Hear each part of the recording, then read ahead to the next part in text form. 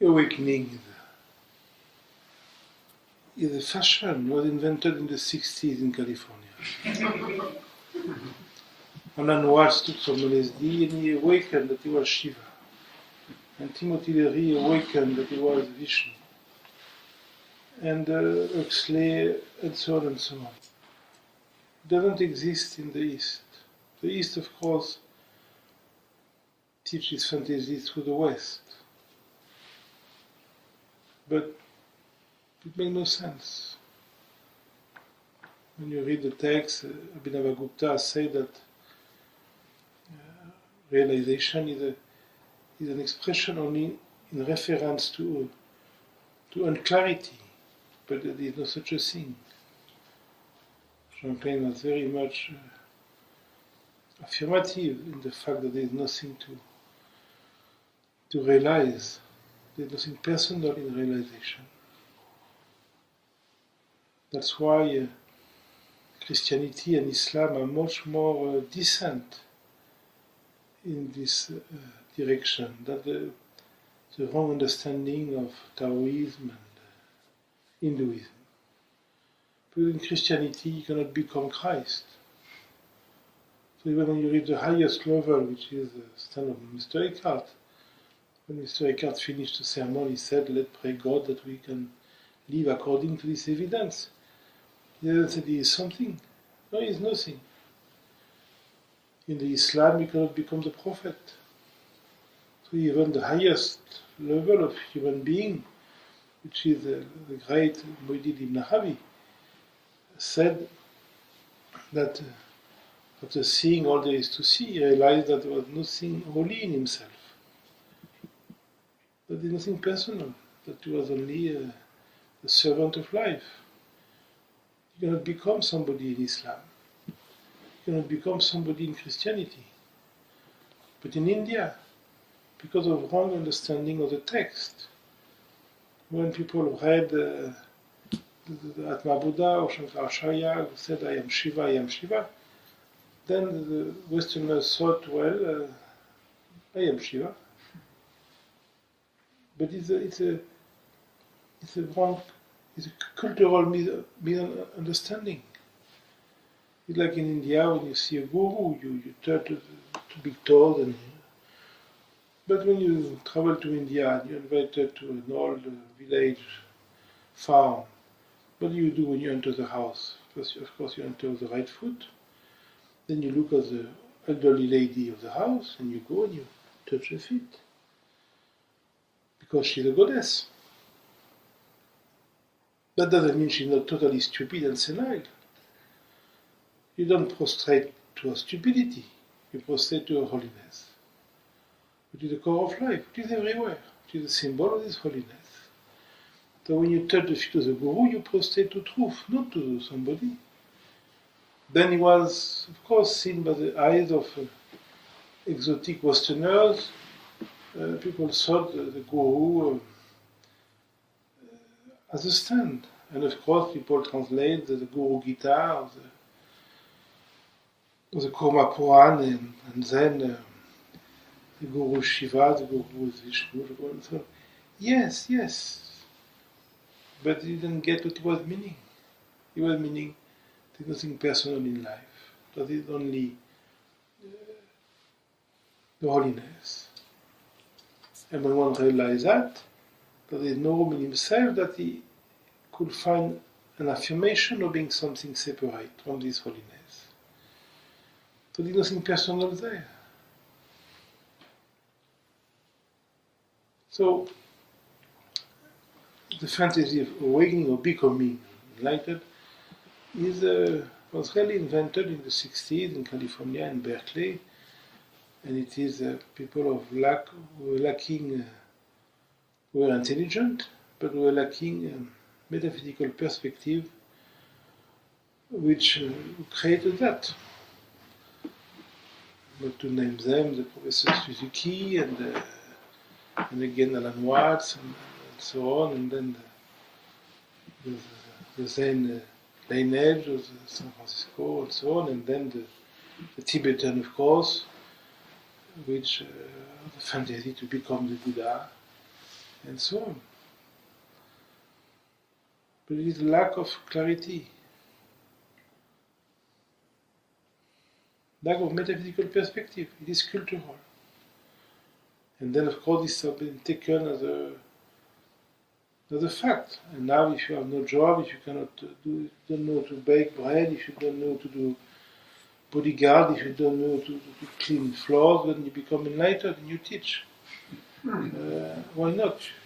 People go from an ashram and when they are particularly stupid, what do? They teach in silence. So nobody sees they're stupid, they just keep quiet. And people come, because you silence with them.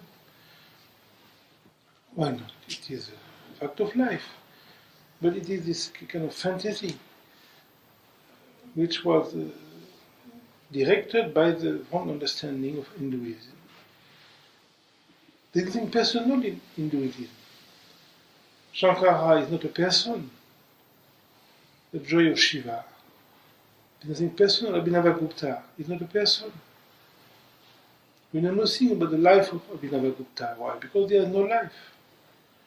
It's a name for life. There is nothing personal. So in India it is very clear that when you touch the feet of the Guru, there is nothing personal there. When you touch the feet of the old lady in the house, there is nothing personal there. You respect truth in the Guru, not the Guru. The Guru is the one who stopped resisting truth. But there is nothing personal. You cannot become that.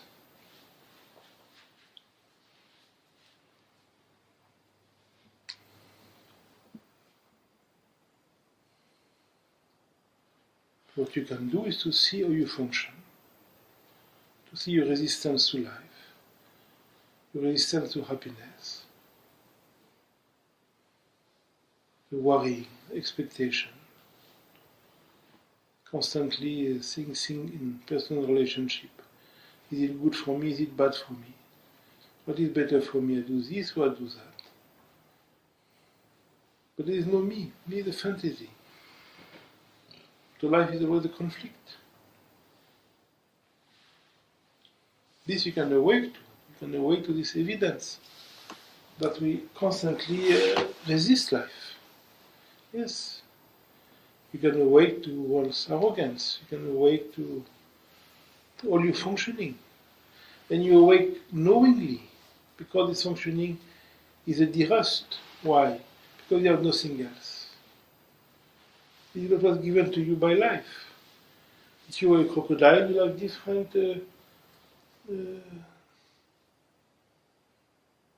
exploration of life.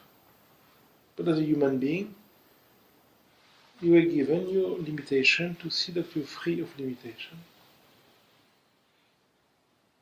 So it is only in surrendering to the fact that you can find this openness, where there is nobody open.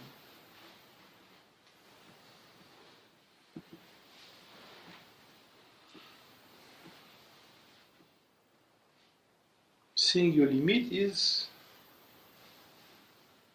limitless. When you see your arrogance, it is very instant to experience humility.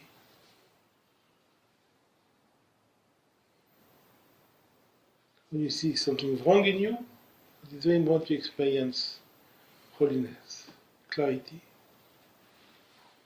When you see your violence, it is very moment you experimented non-violence. Otherwise you cannot see that. When you say it is cold, it's because you're warmer. So seeing your limitation is freedom. But you cannot be free. Otherwise it's a fantasy. Only the ego want to be free. Of course the ego wants to be non-egotic. Because he heard it was a better deal.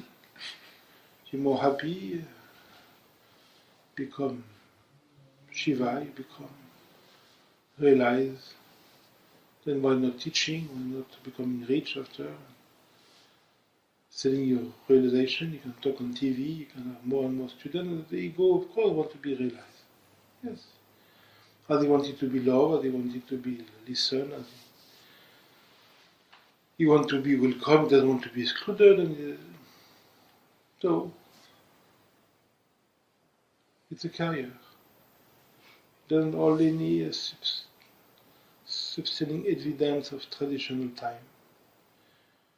Yes, there are stories of old wise men in India, but they are stories. They must be understood. It is a way of saying something. As when you see the Christ on the cross with the nail in the hand and bleeding and so on, it is a way of saying something.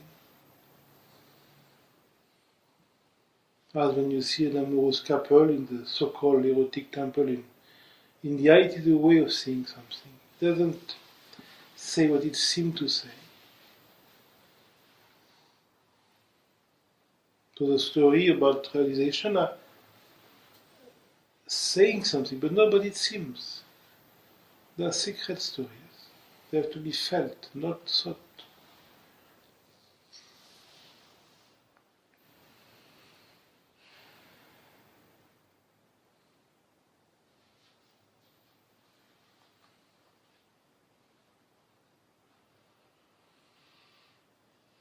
What is important in life is to see you functioning, not to become realized. Leave that for jobless people.